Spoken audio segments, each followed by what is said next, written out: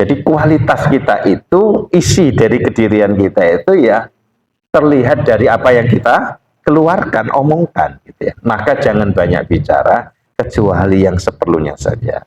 Karena kualitas agama kita itu ya terpancar dari apa yang kita omongkan. Nah, itu. Maka dalam hal ini diam adalah emas. Ya, jika perkataan itu dari perak atau perak gitu ya, maka diam itu adalah emas. Gitu. A'udzu billahi minasy syaithanir rajim. Bismillahirrahmanirrahim.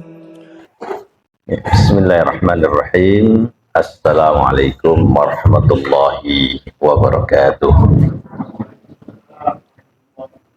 Alhamdulillah, nahmaduhu wa nasta'inuhu wa nastaghfiruh. Wa na'udzu billahi min sururi anfusina wa min sayyiati a'malina. May yahdihillahu fala mudhillalah wa may yudlilhu falan tajida lahu waliyyan mursyida.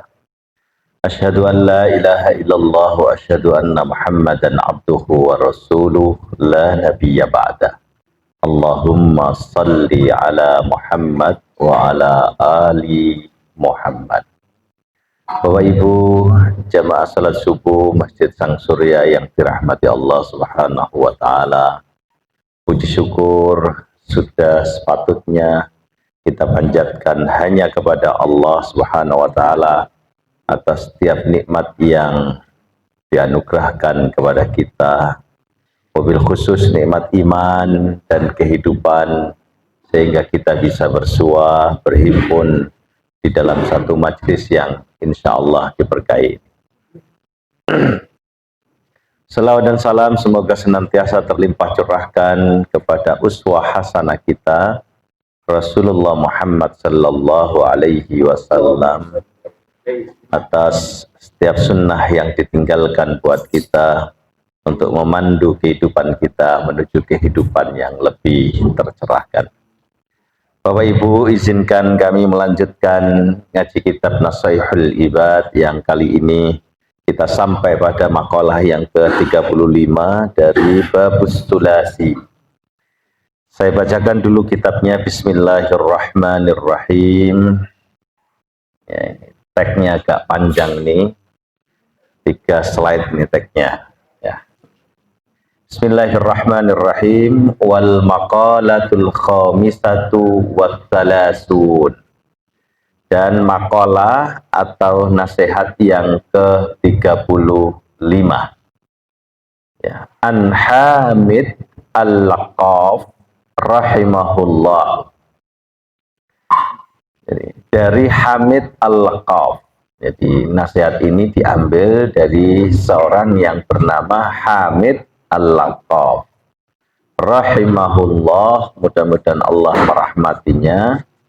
Annahu, sesungguhnya dia Hamid Al-Laqaf, atahu rajulun, didatangi ya rajul, seorang laki-laki.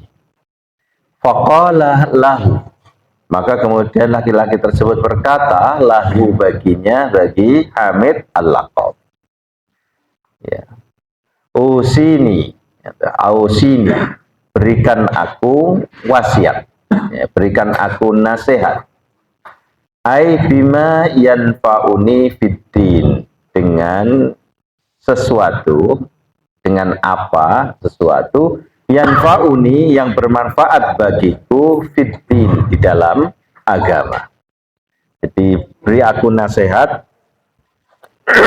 tentang sesuatu yang bermanfaat bagiku di dalam agama.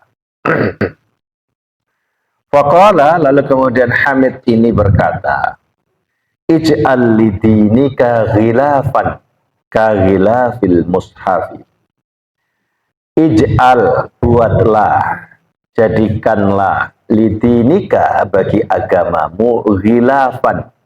Ghilaf itu sampul ya, dalam bahasa Arab literalnya itu sampul atau cover ya, cover atau apalagi pelindung, karena memang fungsinya untuk mengcover begitu ya, melindungi, menutupi. Ya, penutup ya, bermakna penutup khilaf itu. Untuk menutupinya, melindunginya dari sesuatu ya. Jadi buatlah untuk agamamu ghilafan, penutup, cover. Ka ghilafil mushafi, sebagaimana atau seperti covernya, penutupnya, sampulnya mushaf. Ya. Nah, mushaf kita Al-Quran pasti ada covernya, penutupnya. Jangankan Al-Quran, HP kita itu juga ada covernya. Apa covernya HP kita itu ya? Apa casing itu ya? Apa case ya? Case itu aja harganya mahal kadang-kadang ya. Kalau Samsung bisa sampai 1 jutaan, 2 jutaan. Itu. Wa huwa ma yasunuhu anid danas. Ya. Dan dia atau cover itu, penutup itu yasunu, yang menjaganya, hu, yaitu agama, anid danas, dari segala kekotoran. Danas seperti yang kita baca di dalam surat iftitah, surat apa namanya, doa istiftah ya, kalau yang pakai Allahumma ba'id baini ya, ya minad danas, dari kekotoran, yaitu yang menjaga agama kita dari kekotoran.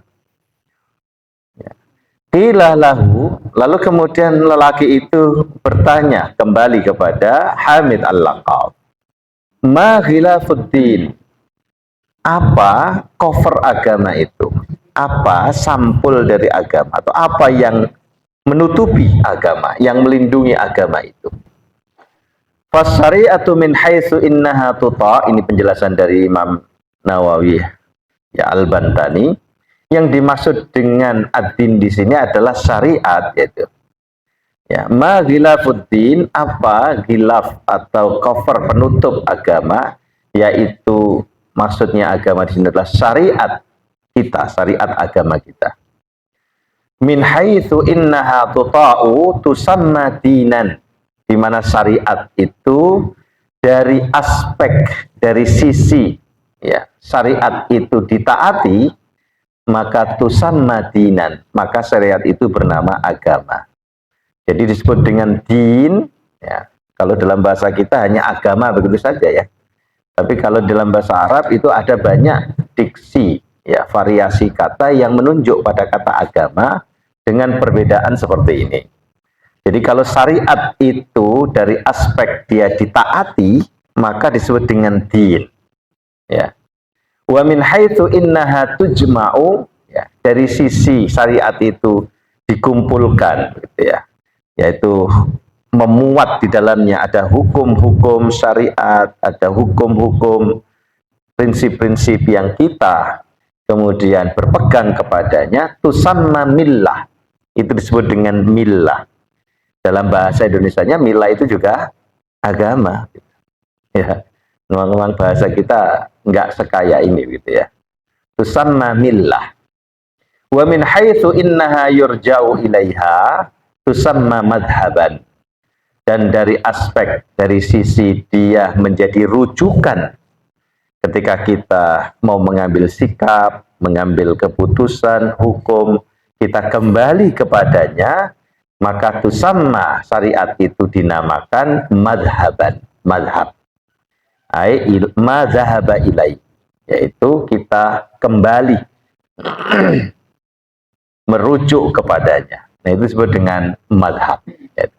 Jadi syariat itu bisa bermakna apa? 3 kata ini sesuai dengan perspektif apa yang digunakan, ya, sesuai dengan sudut pandang apa yang digunakan. Kalau syariat itu dari aspek dia ditaati, maka disebut dengan din. Saya nggak berani mengartikan agama karena semua artinya agama gitu ya. Dinun ya. Dari aspek dia itu cuma dikumpulkan, di dalamnya ada hukum-hukum, ada prinsip-prinsip, ada kaidah, maka disebut dengan millah. Ya.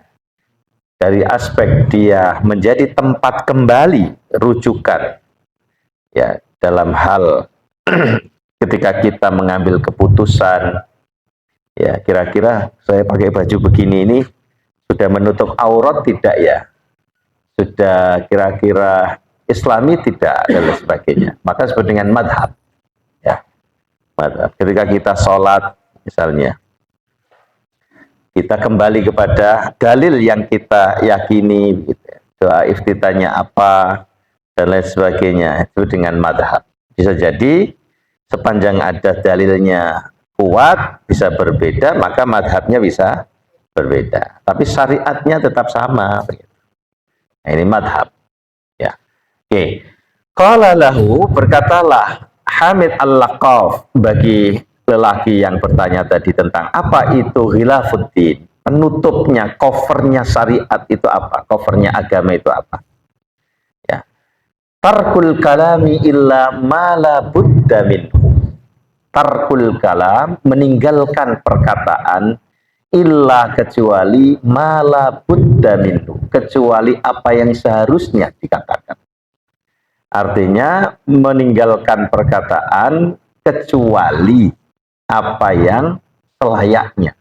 Ya, ini. Apa maksudnya? Wa huwa ma la yahsulul maqsudu min umurid dunya illa bihi. Kata Imam Nawawi, yaitu apa yang dimaksud dengan sesuatu yang selayaknya.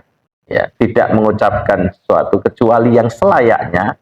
Yang dimaksud dengan selayaknya di sini adalah ma la yahsulul maqsud, ya, yaitu apa yang la yahsulul maksud, maksud keinginan kita tidak tercapai, ya, tidak hasil, gitu, dalam bahasa Jawa enggak hasil, gitu ya, min umurid dunya, seperti misalnya dalam urusan dunia kita, illa bihi, kecuali dengannya, baru kita mengatakannya.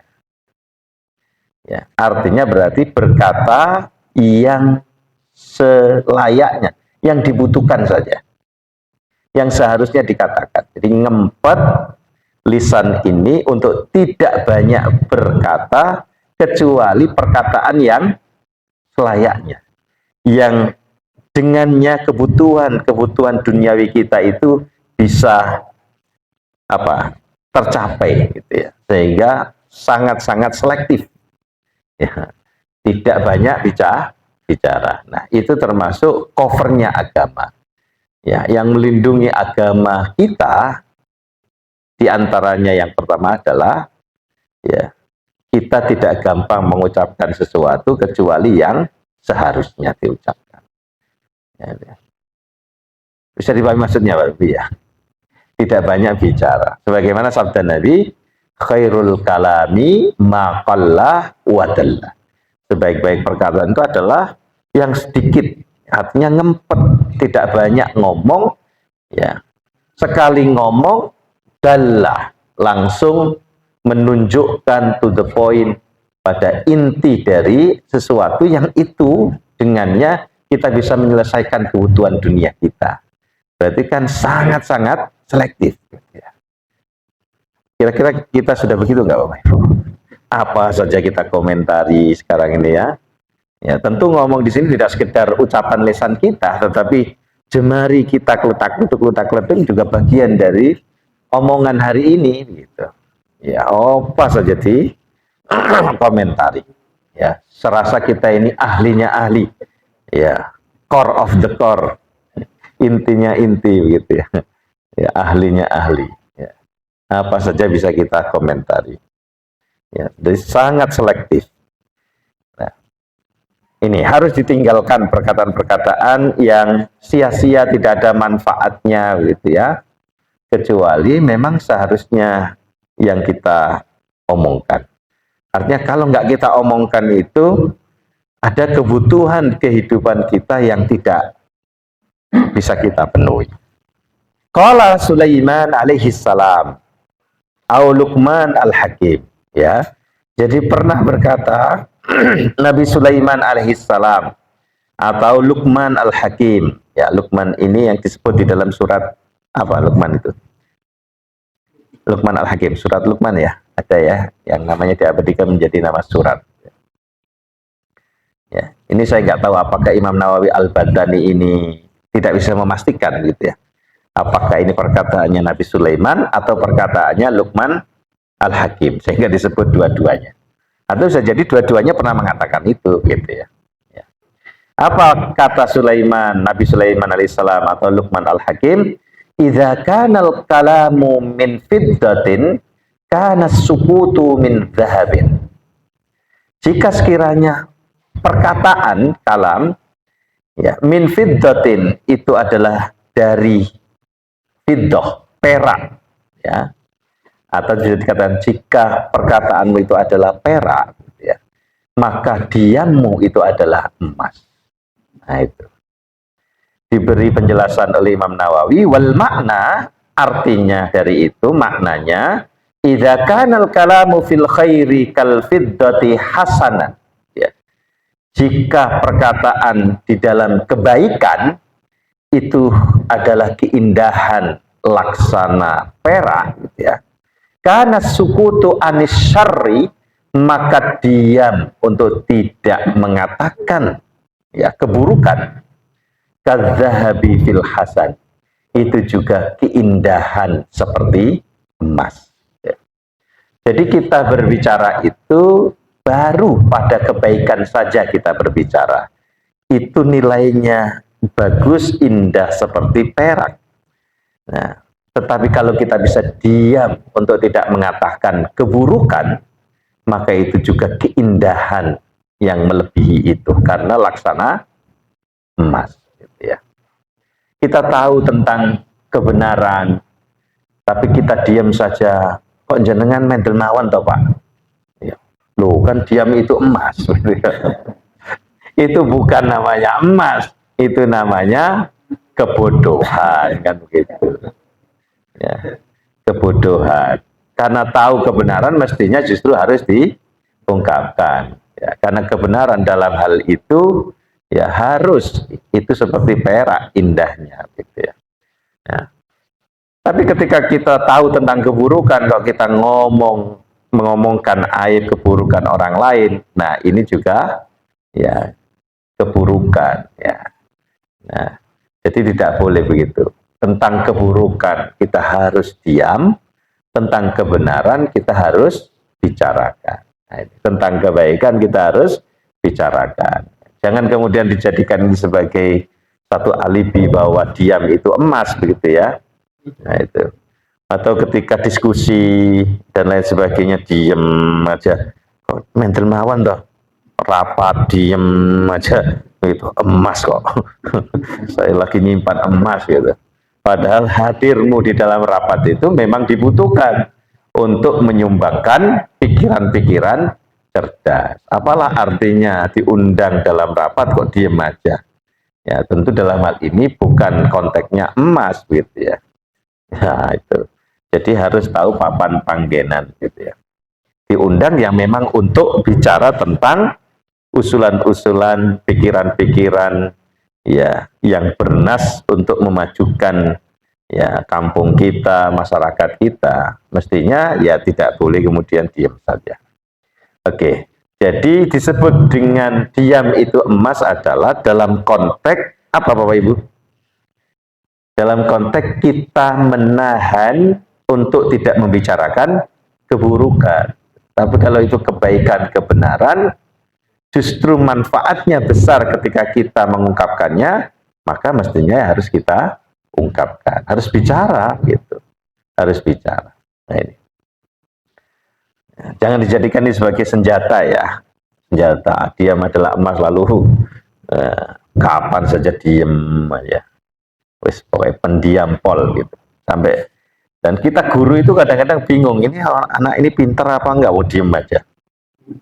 Kalau disuruh tanya ya meneng wae, diskusi ya ora ono suarane ya, ada dua kemungkinan, dia nggak bisa ngomong atau bodoh begitu kan. Nah, tapi IP-nya bagus gitu ya.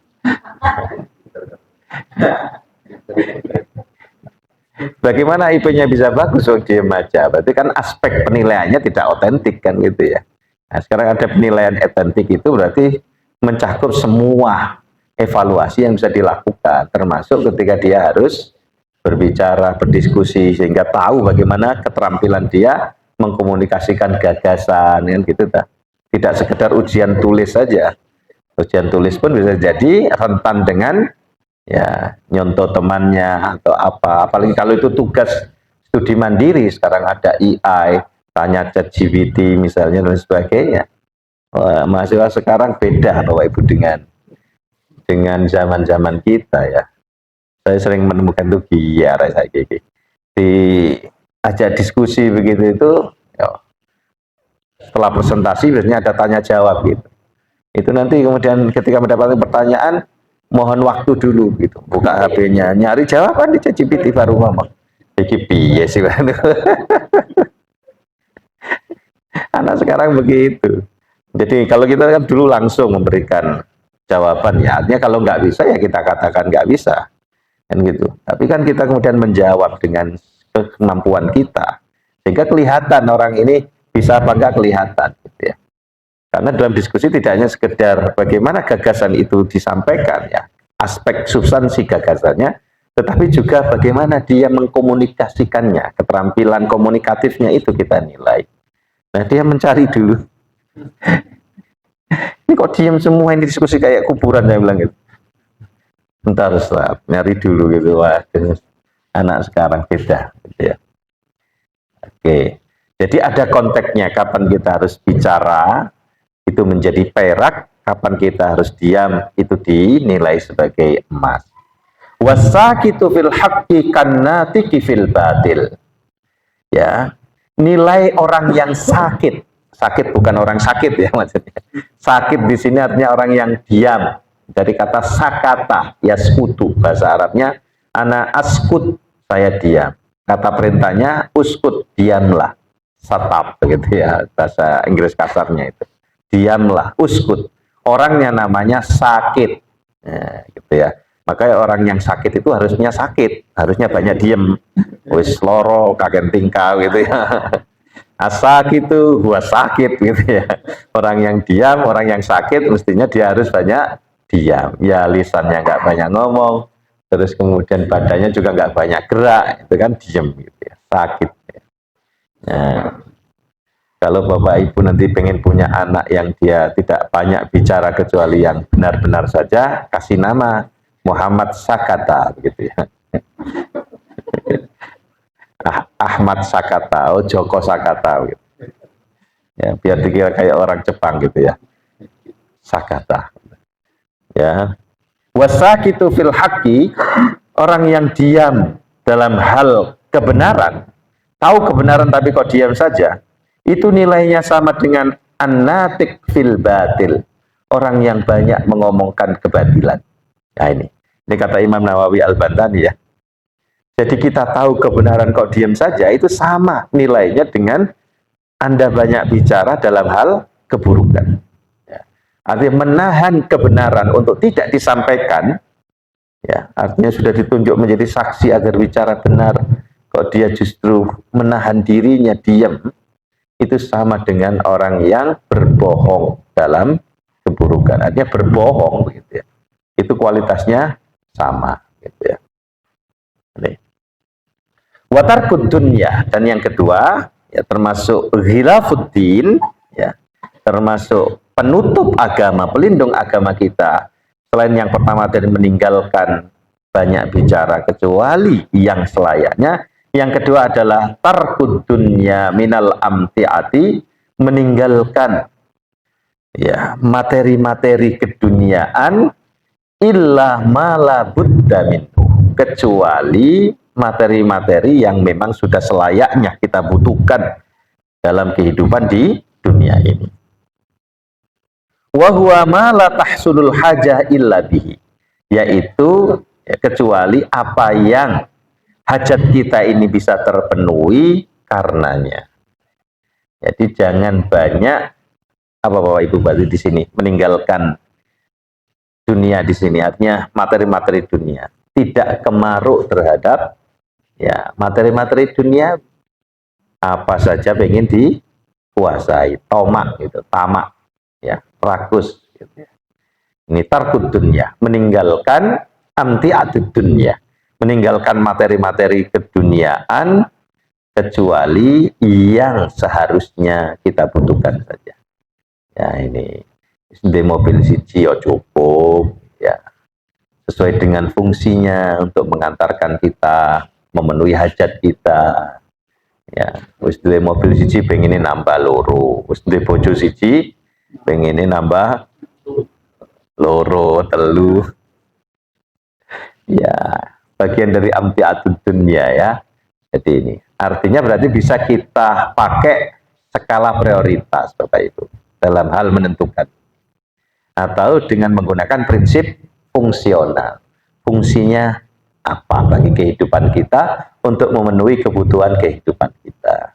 Kalau memang sudah cukup satu saja dan itu sudah bisa memenuhi fungsi kehidupan kita, arti fungsional ya cukup. Kalau lebih itu biasanya karena gaya hidup gitu ya. Nah, orang yang banyak gaya itu biasanya banyak stres gitu ya. Karena hukum gaya itu kan gitu ya. Gimana kalau hukum fisikanya itu semakin banyak gaya semakin banyak tekanan kan gitu lah. Nah, bisa jadikan prinsip itu, kok hidup saya ini kok stres terus, jangan-jangan memang karena banyak gaya begitu. Nah itu. Jadi bukan karena kebutuhan tetapi karena style, gaya hidup, tuntutan gaya gitu ya. Nah ini.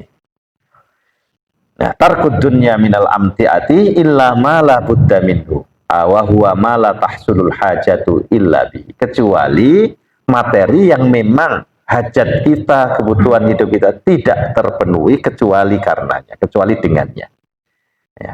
Dan yang ketiga, ghilafuddin, penutup agama atau covernya agama adalah mukhalatatun nasi illa ma la budda minhu.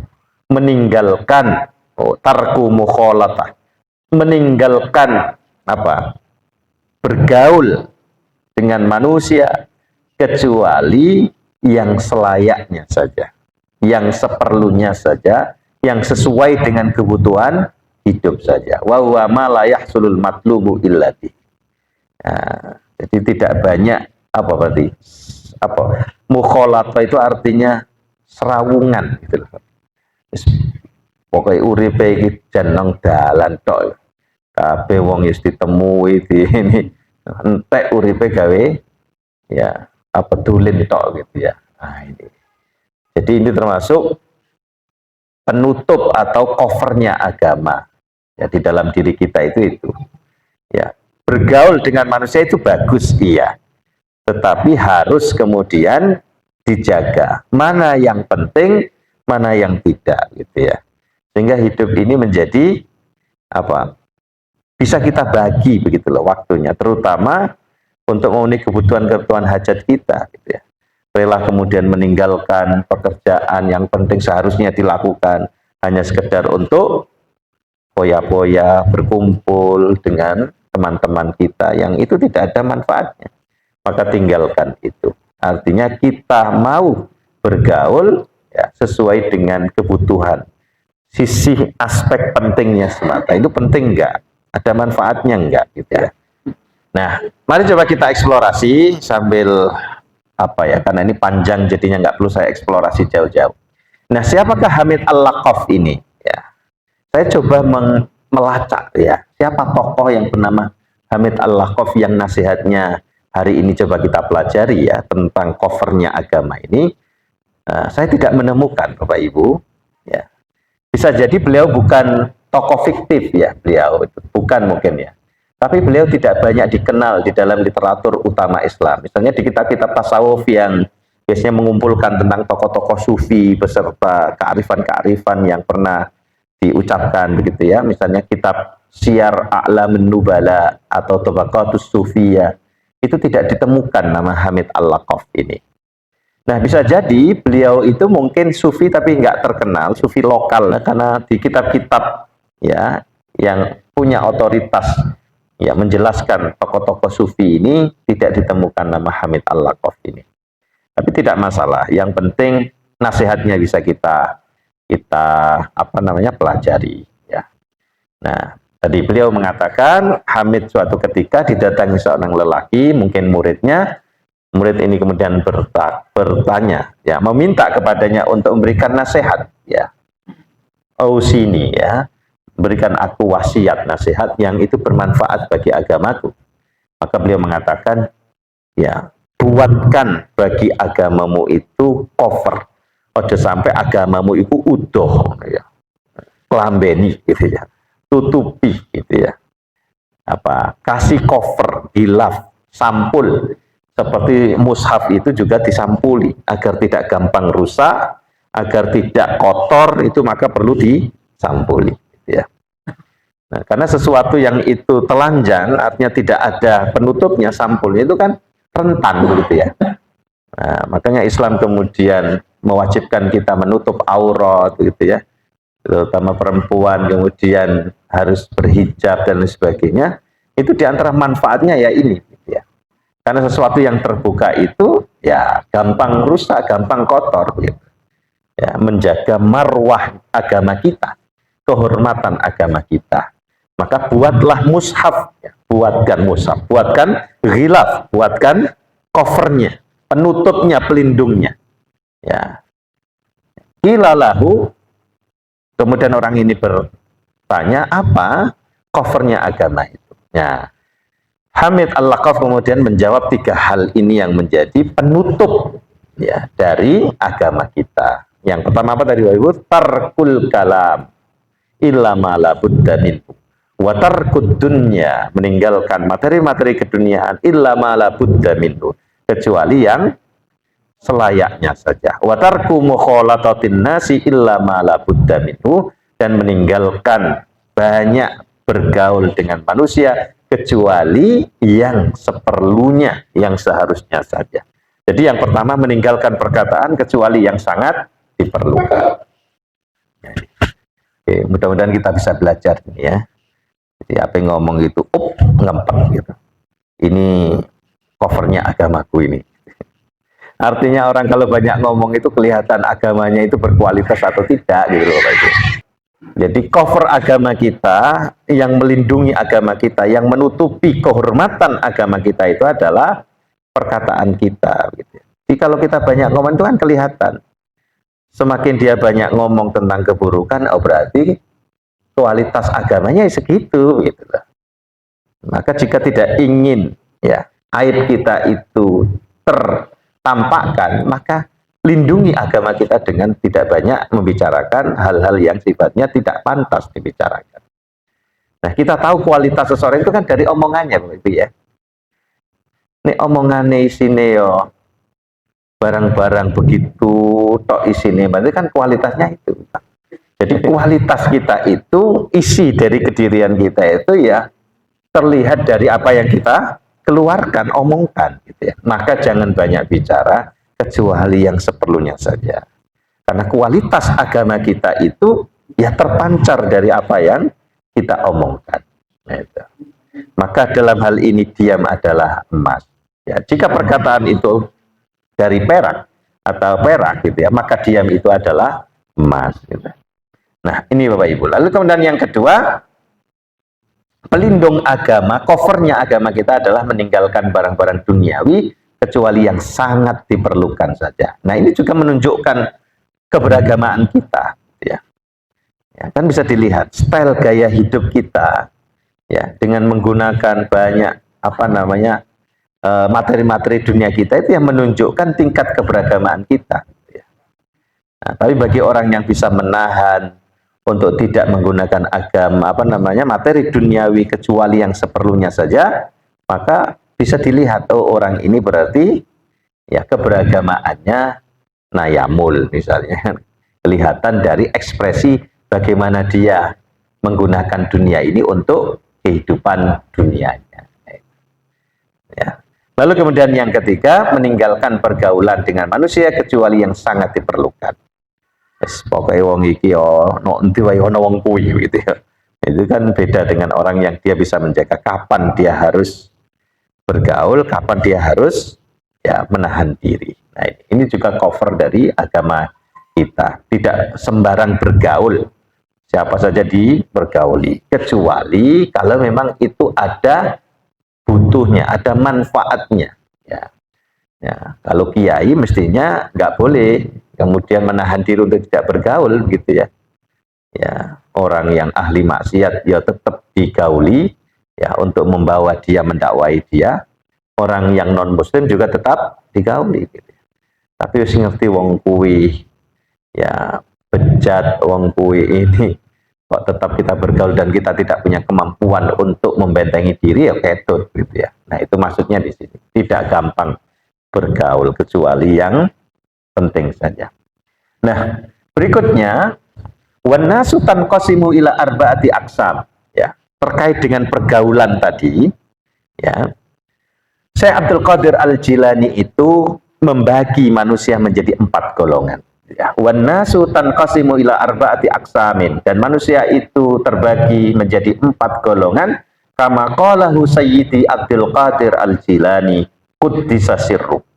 Ya, sebagaimana yang dikatakan oleh Syekh Abdul Qadir quddisa sirru, mudah-mudahan Allah mensucikan ya lubuk hatinya atau spiritualitasnya. Sirrun itu ya apa ya, bagian yang paling dalam dari qalb kalau dalam dunia tasawuf ya.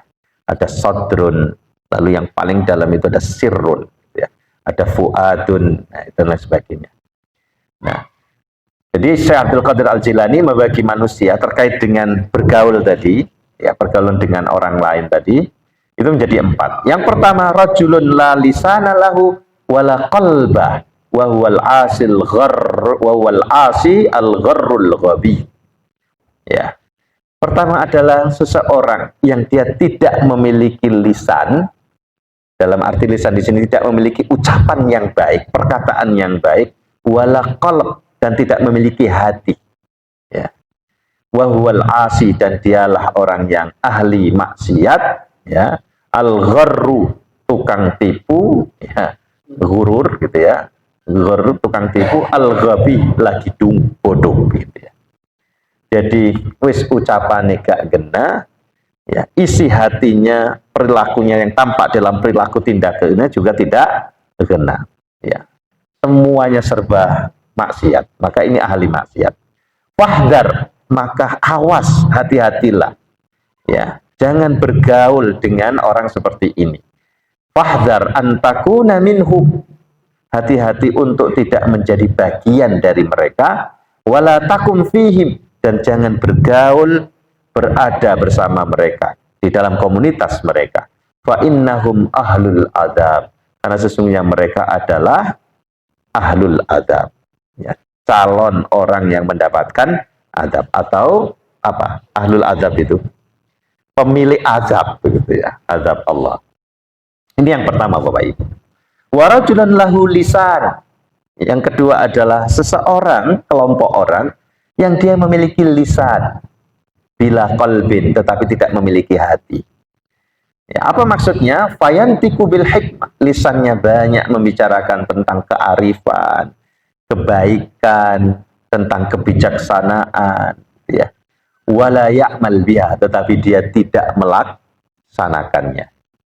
Ya, ngomongnya itu luar biasa, menghipnotis kita dengan kebijaksanaan, kearifan, kebaikan, tetapi dia tidak mengamalkannya. Ia da'un nasa ilallahi ta'ala, dengan lisannya dia menyeru manusia, mengajak manusia kepada Allah, wa huwa yafirru minhu, tetapi dia sendiri yafir, berlari, menjauh, minhu, dari Allah Subhanahu wa ta'ala. Artinya berarti kebijaksanaannya, kearifan yang keluar dari lisan hanyalah tipuan belaka. Nah ini, ya. Mana tadi? Nah, ya, fab'ud, maka jauhilah minhu, orang yang seperti ini, li'alla yakhtufaka, li'alla yakhtufaka biladzidi lisanihi, agar ya enaknya, lezatnya ucapan mereka itu tidak menjerumuskanmu, gitu ya. Fatahruku kanaru ma'asihi, maka kemudian api kemaksiatannya membakar dirimu, ya. Ya. Wa yaktuluka nitanu qalbihi, dan bau busuknya hatinya itu membunuh. Nah ini. Jadi ini kelompok yang kedua. Dia punya lisan tetapi tidak punya hati. Ya, lisannya selalu berkata-kata tentang kearifan, tetapi hatinya busuk, hatinya buruk gitu ya, tidak mengamalkan apa yang dia katakan.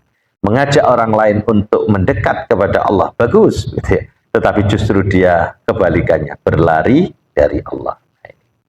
Ini kelompok yang kedua, kata Syekh Abdul Qadir Al-Jilani, jangan dekati orang seperti ini, ya hati-hati dengannya, karena ucapannya bisa menipumu, ya bisa menjerumuskanmu.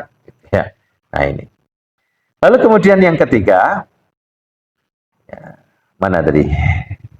Ini, warajulun lahu qalbun bila lisanin. Seseorang yang dia memiliki hati, tetapi dia tak pandai bicara, tetapi bila lisanin, tidak punya ucapan-ucapan indah. Ya, wa huwa mu'minun, dialah seorang mukmin. Satarahullahu taala an khalqihi, yang Allah sembunyikan dari para makhluknya. Jadi sebenarnya orang ini luar biasa, hebat begitu ya. Tetapi dia pandai tidak pandai bicara.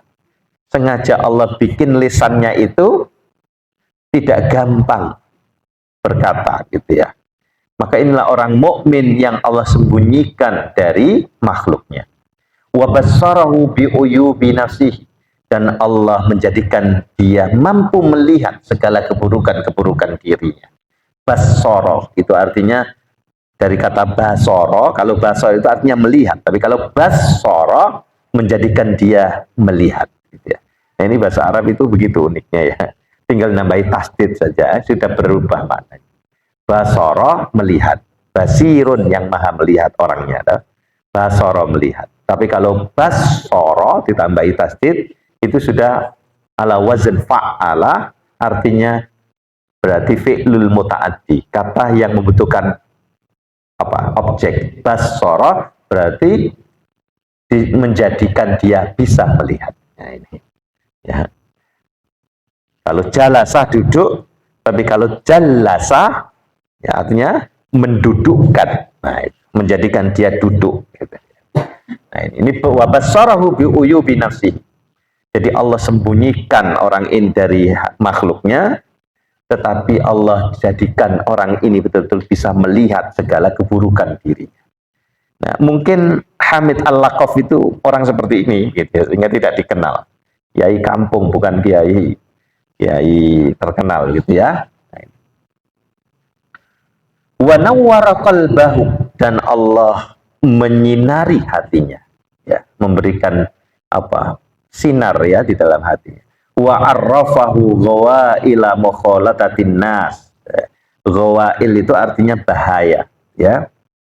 Ya, wa arrafahu, dan Allah menjadikan dia mampu mengetahui, mengenali bahaya mukhalatatin nas, pergaulan dengan manusia.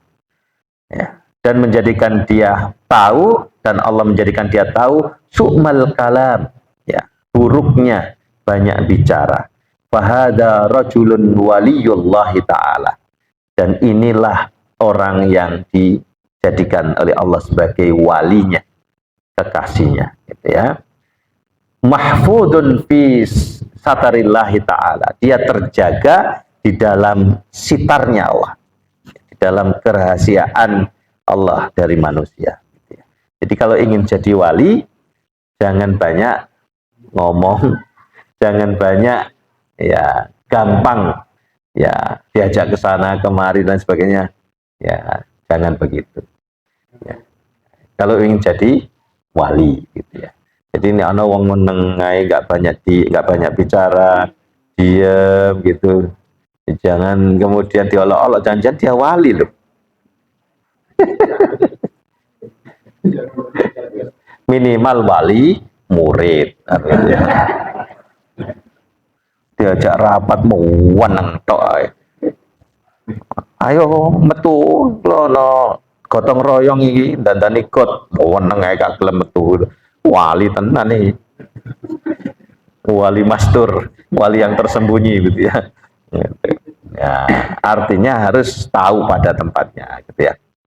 Tapi minimal orang yang bisa menjaga dirinya gitu ya, untuk tidak banyak bicara kecuali yang perlu, yang seperlunya, yang penting. Tidak banyak bergaul dengan manusia kecuali yang penting-penting gitu ya. Dia baik sekali orangnya, gampang memberikan pertolongan, tetapi tidak pandai bicara. Nah, itu biasanya waliyullah ya. Nah, yang terakhir yang keempat, menurut Syaikhul Qadir Al-Jilani, warajulun ta'allama, seseorang yang dia belajar, sinau, wa allama, dan mengajarkan apa yang dia pelajari, wa amila bi ilmihi, dan mengamalkan ilmunya, wa huwal alimu billahi ta'ala wa ayatihi, maka dialah orang-orang yang mengetahui, mengenali zat Allah dan tanda-tanda keagungannya. Istauda Allahu qalbahu ghoraiba ilmihi, Allah menitipkan di dalam hatinya rahasia-rahasia ilmunya Allah. Wa syaraha sadrahu, dan Allah membuka dadanya liqabulil ulumi, untuk gampang menerima ilmunya Allah. Fahdar, maka hati-hatilah terhadap orang ini. Antu khalifahu, berhati-hatilah agar engkau tidak menyelisihinya, tidak menentangnya, gitu ya. Wa tujanibuhu, dan tidak menjauhinya. Dekati orang seperti ini. Ya, wa tatrukar ruju ila nasihati, hati-hatilah untuk tidak meninggalkan orang ini menjadi referensi dari nasihat-nasihat yang bisa kamu dengar. Artinya, gauli orang seperti ini, dengar nasihatnya, minta petuanya. Nah, ini golongan yang keempat. Kalau golongan yang ketiga tadi, orangnya tidak pandai bicara, ya gauli dia. Tapi kalau untuk mendapatkan nasihatnya sepertinya sulit, gitu ya. Karena tidak gampang bicara. Dia mungkin susah untuk mengkomunikasikan idenya. Ini ngomong apa ya? Wong iki jan apik tenan iki, sufi iki, wali. Tapi ngomongnya kok wangel dipahami, gitu ya. Karena ada orang-orang yang begitu ya. Itu. Tapi kalau golongan yang keempat, dekati dia, gauli, minta banyak petuanya, nasihatnya. Karena orang ini betul-betul mengerti tentang zat Allah dan tanda-tanda keagungannya. Allah menitipkan di dalam hatinya ilmu-ilmunya Allah Subhanahu wa ta'ala. Membuka dadanya untuk digampangkan menerima ilmunya. Ya, maka hati-hati dengan orang seperti ini, jangan sampai menyelisihinya, jangan sampai menjauhinya. Dengarkan nasihatnya. Makanya kemudian di pesantren itu kan banyak ya, begitu ya. Jadi khidmahnya kepada kiai itu ya. Ya, karena ini golongan yang keempat ini, wis gak apa-apa wis, aku nggak ikut ngaji, banyak mendengarkan nasihatnya. Tapi apapun yang diperintahkan oleh Mbak Yai itu dituruti. Ya. Wayai ngaji, santri liyane podo ngaji, ya, malah kene dikongkon ngerumat apa jarane begitu ya. Dikongkon ngarit dan sebagainya. Wis gak apa-apa. Yang penting khidmah kepada kiai. Nah, ini kalau betul-betul ya, kiainya dalam kualitas seperti yang keempat ini. Nah, itu Bapak Ibu. Jadi ada 4 golongan. Yang pertama adalah seorang yang tidak memiliki lisan dan tidak memiliki hati. Ya, waya omongane wis jan isine ya semono kuwi. Hatine ya raja tega begitu ya. Nah, hati-hati dengan orang seperti ini. Ya, Syaikhul Qadir Al-Jilani mengatakan al-asi al-gharrul ghabi, ya, ahli maksiat, tukang tipu, juga orang yang bodoh. Berhati-hati. Jangan menjadi salah satu dari mereka, jangan berada di antara mereka, karena mereka adalah orang-orang yang mendapatkan adab. Yang kedua, seseorang yang memiliki lisan tetapi tidak memiliki hati. Dia berbicara dengan kebijaksanaan namun tidak mengamalkannya. Mengajak orang lain kepada Allah tetapi dia sendiri justru berlari dari Allah. Jauhilah orang seperti ini agar lisan manisnya tidak menjerumuskanmu ke dalam dosa dan kemaksiatan, sehingga api dosanya akan membakar dirimu dan kebusukan hatinya membunuhmu. Yang ketiga, seorang yang memiliki hati namun tidak memiliki lisan. Dia adalah seorang mukmin yang Allah sembunyikan dari makhluknya. Allah bukakan pandangannya terhadap aib dirinya sendiri. Dan Allah terangi hatinya serta mengenalkannya terhadap keburukan, bergaul dengan manusia dan bahayanya perkataan yang sia-sia. Orang ini adalah waliullah yang dilindungi dalam naungan perlindungannya. Maka kebaikan ada padanya. Kita temani orang seperti ini, layani dan ikuti dia untuk Allah Ya, kalau dalam dunia tasawuf sufi berbaiatlah kepadanya katakan gitu. Oke, lalu kemudian yang keempat, seorang yang belajar, mengajar dan mengamalkan ilmunya. Dia adalah orang yang sangat mengenal Allah dan ayat-ayatnya. Allah menitipkan rahasia ilmunya di dalam hatinya. Allah melapangkan dadanya untuk mudah menerima ilmunya. Berhati-hatilah agar tidak menentangnya dan jangan abaikan nasihatnya. Nah, ini Bapak Ibu ya. Ini. Summa i'lam, kata Hamid Al-Laqaf ya. Summa i'lam, kemudian ketahuilah ya.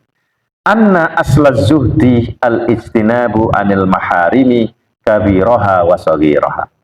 Ya, ketahuilah sesungguhnya inti dari zuhud itu ada 3, kata Hamid Al-Laqaf.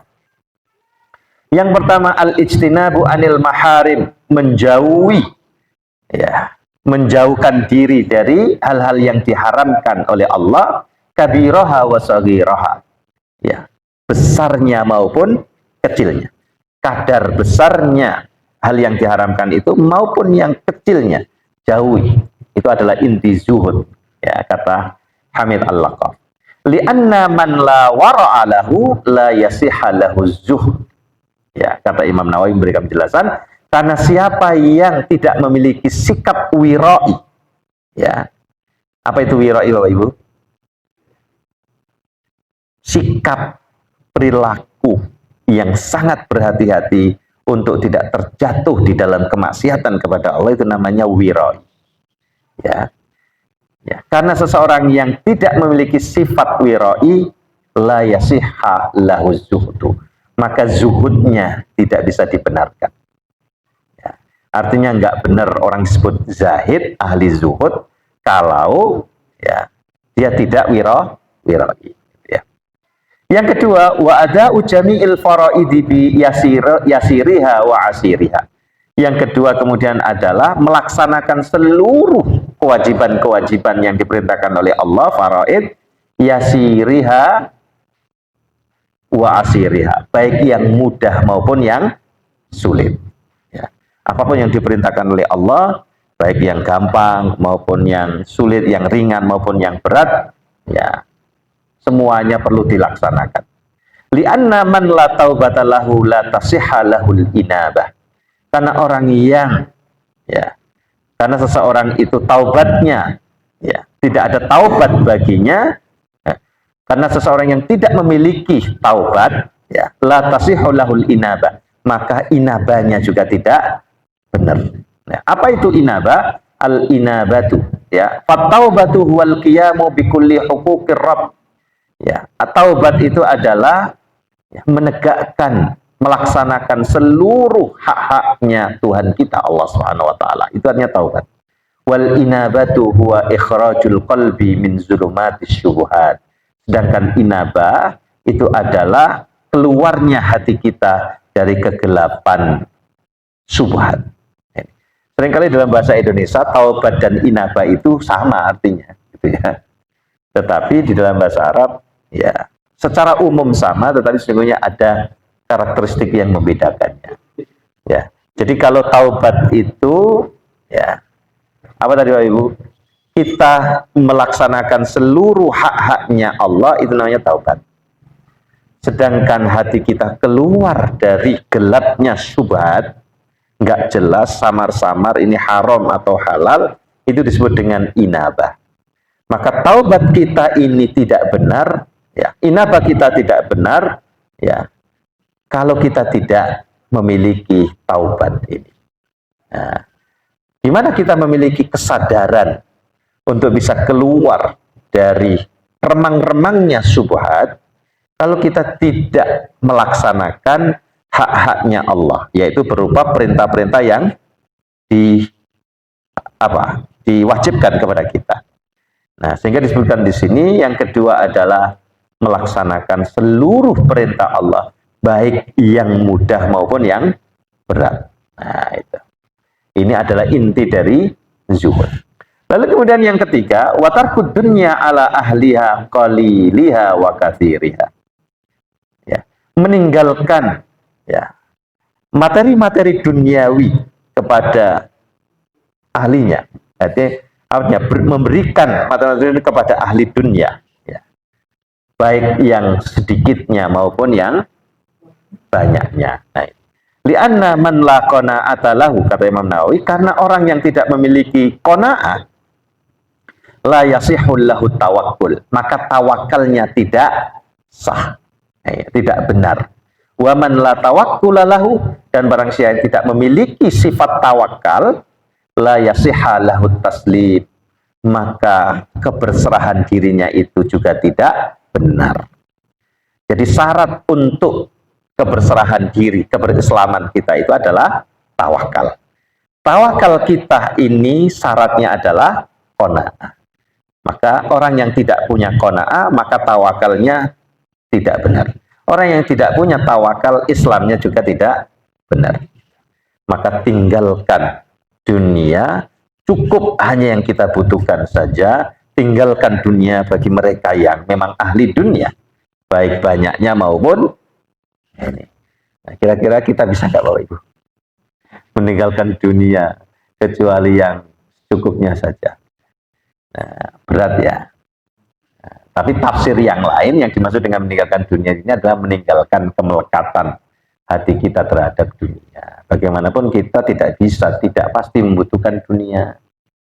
Baju yang kita pakai ya ini duniawi, ya kita membutuhkannya, tapi sebatas yang diperlukan saja. Tadi ya hidup kita tata, ya tidak sampai kemudian itu menjadi style hidup, gaya hidup kita.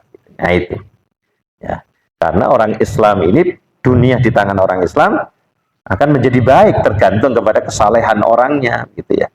Maka kita harus kemudian perbaiki kualitas diri, ya baru kemudian dunia di tangan kita menjadi baik. Jadi jangan sampai kemudian kita terbujuk rayu oleh dunia sehingga dunia menguasai hati kita. Nah ini. Oke, sudah banyak kita bahas tentang tarku dunia ini ya. Fattawakkulu huwa as-siqatu bima indallah. Maka tawakal itu adalah yakin akan jaminan Allah, bima indallah, yakin, percaya sepenuhnya pada apa yang ada di sisi Allah, yaitu rizki sudah dijamin dan sebagainya.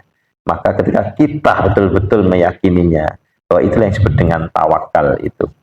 Ya, selain kita meyakini apa yang dijaminkan oleh Allah, wal ya'su amma fi aidin nas. Ya'su itu artinya putus asa. Maksudnya di sini apa? Dan tidak tamak terhadap apa yang dimiliki oleh manusia.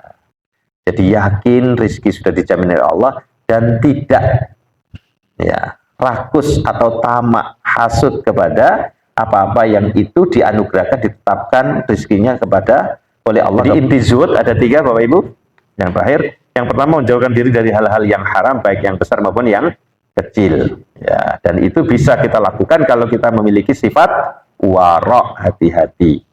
Ya, ini kata Imam Nawawi Al-Badr. Yang kedua, melaksanakan seluruh kewajiban, baik yang mudah maupun yang sulit. Ya. Ya. Mengapa demikian? Karena seorang yang tidak bertaubat tidak akan bisa mencapai inabah, yaitu kesadaran untuk kembali kepada Allah. Taubat adalah melaksanakan semua hak-hak Allah, sedangkan inabah adalah membersihkan hati dari kegelapan syubhat. Nah ini. Maka ciri dari itu, bisa nggak kita melaksanakan seluruh kewajiban, baik yang ringan maupun yang sulit, baik yang gampang maupun yang berat. Nah ini. Lalu inti zuhud yang ketiga adalah meninggalkan dunia. Tinggalkan teruntuk para ahlinya, jangan ikut-ikutan ya, baik yang sedikit maupun yang banyak. Karena orang yang tidak memiliki sifat qanaah, yaitu merasa cukup, tidak akan bisa mencapai taslim, keberserahan diri. Dan orang yang tidak bertawakal tidak akan bisa mencapai taslim. Tawakal adalah percaya kepada apa yang ada di sisi Allah dan tidak tamak terhadap apa yang ada di tangan manusia. Maka taslim, keberserahan diri, itu adalah tunduk patuh kepada perintah Allah Ta'ala dan mampu meninggalkan hal-hal yang tidak sesuai. Nah ini Bapak Ibu, saya kira agak panjang teksnya. Ya, saya tidak berusaha untuk mengeksplorasi gitu ya, tapi ternyata tetap panjang juga. Oke, saya kira demikian. Ada tiga hal tadi. 3 hal yang pertama tadi apa Bapak Ibu? Masih ingat? 3 hal yang pertama. Ya kan, sudah lupa toh? Saya juga lupa tadi. Apa itu? 3 hal pertama tadi. Ya, yang menjadi ghilafuddin, menjadi covernya keberagamaan kita. Yang pertama adalah meninggalkan banyak bicara kecuali yang seperlunya saja. Meninggalkan perkataan kecuali yang seperlunya. Yang kedua, meninggalkan dunia, meninggalkan materi-materi dunia kecuali yang seperlunya saja.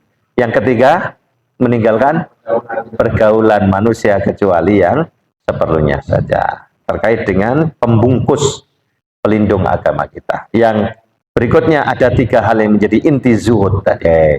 Yang menjalankan perintah Allah, menjauhi dulu ya.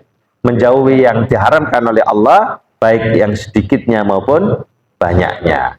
Kemudian yang kedua, melaksanakan perintah Allah baik yang ringannya maupun yang beratnya. Yang ketiga, meninggalkan dunia, ya, baik itu sedikitnya maupun banyaknya. Ini Bapak Ibu, untuk kesimpulan kita. Tidak ada pertanyaan kan? Zuhud semua sudah ini. Oke. Oh, diam itu emas gitu ya. Maka tidak ingin bertanya gitu. Oke Bapak Ibu, mari kita akhiri dengan doa kafaratul majlis. Subhanakallahumma wa bihamdika asyhadu an la ilaha illa anta astaghfiruka wa atubu ilaih. Terima kasih atas perhatiannya. Mohon maaf atas segala khilaf. Mudah-mudahan Allah memberikan keberkahan kepada kita semua, menggampangkan hati kita untuk menerima ya nasihat-nasihat yang terbaik, lalu kemudian memudahkan ya tubuh kita untuk kemudian mengamalkannya. Amin ya rabbal alamin. Aku qouli hadza wa astaghfiruh. Wassalamualaikum warahmatullahi wabarakatuh. Alhamdulillahi rabbil alamin.